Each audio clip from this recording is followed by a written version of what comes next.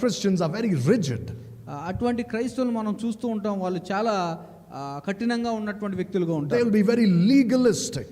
వారు చాలా లీగల్ గా వారు ప్రవర్తిస్తూ They will ఉంటారు. not be flexible at all. వారు ఏ విధంగానూ ఫ్లెక్సిబుల్ గా, అంటే పరిస్థితిని బట్టి మారేవారిగా ఉండరు, చాలా కఠినంగా ఉంటారు.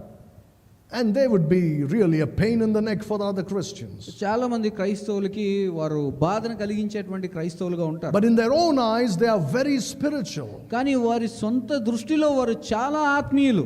You find such kind of Christians in fundamental Baptist churches. అటువంటి వారిని మనం ఫండమెంటల్ బాప్టిస్ట్ సంఘాల్లో చూస్తూ ఉంటాం. Fundamental Baptist churches are known for their strict discipline. Fundamental Baptist church వాళ్ళు వారి యొక్క గుర్తింపు ఏంటంటే వారి యొక్క నియమ నిబంధనలు కట్టుబాట్లకి వారు ఎప్పుడు కూడా స్థిరంగా నిలబడి ఉంటారు. You know, if you wear a jeans pant and walk into a fundamental Baptist church, they'll kick you out. ఒకవేళ నీవు జీన్స్ ప్యాంట్ వేసుకొని ఈ విధంగా చర్చిలోనికి వచ్చినట్లయితే ఆ ఫండమెంటల్ బాప్టిస్ట్ వారు నిన్ను బయటికి తరిమేస్తారు. Women, if you have short hair and go in, they'll kick you out. స్త్రీలు ఎవరైనా జుట్టు తక్కువగా ఉంచుకొని సంఘంలోనికి ప్రవేశించినట్టే వారిని కూడా బయటికి పంపించారు. Men, if you have long hair, they'll kick you out. అదే విధంగా పురుషులు పొడవైనటువంటి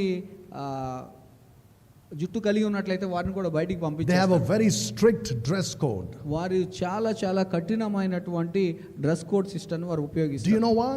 ఎందుకో తెలుసా? Because they think that is spirituality. ఎందుకంటే అది ఆత్మీయత అని వారు They అనుకుంటారు. don't understand the liberty of the Spirit. ఆత్మ ఇచ్చేటువంటి స్వేచ్ఛను వారు అర్థం చేసుకోలేదు. We are not called to keep Christians under bondage, క్రైస్తవుల్ని మనము బందీఖానాలో ఉంచడానికి మనం పిలవలేదు. to rules and regulations. కొన్ని నియమాలు నిబంధనల్లో వారిని కట్టేయడానికి మనం తీసుకొని రాలేదు. Well, I understand that if you have a church, there are certain rules we have to all agree upon. సంఘం ఉన్నట్లయితే ఆ సంఘానికి నియమాలు నిబంధనలు ఉండాలి. Right? Some certain basic things. అవి ప్రాథమికమైనటువంటి విషయాలు. But you cannot impose moral rules on people. కానీ ప్రజల మీద నైతికమైనటువంటి నియమ నిబంధనలను మనం రుద్దకూడదు.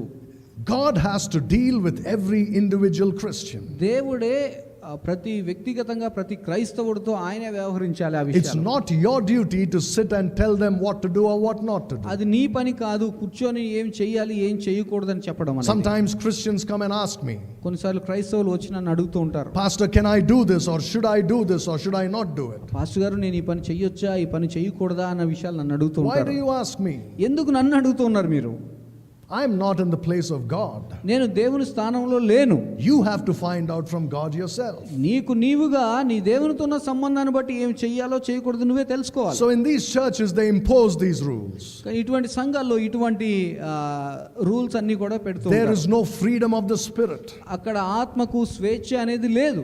Yes, you know, when you, let's say for example, dress inappropriately, ఒకవేళ వస్త్రధారణ అది క్రమంగాను పద్ధతిగాను ఉండాలి.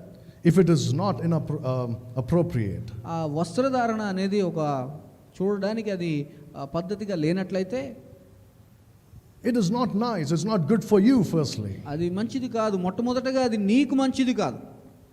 But that doesn't mean you kick out that person దాని అర్థం వారిని మీరు సంఘం నుంచి బయటికి పంపించేయండి అని కాదు. or judge them as unspiritual. వారు ఆత్మీయంగా లేరు అని చెప్పి వారికి తీర్పు తీర్చడం కాదు. You think you're spiritual just because you're conforming to some outward dress code?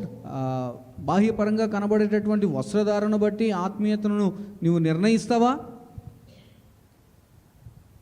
They call this double separation in fundamental Baptist churches. ఈ ఫండమెంటల్ బాప్టిస్ట్ సంఘాల్లో ఈ విధంగా రెండుగా ఉన్నటువంటి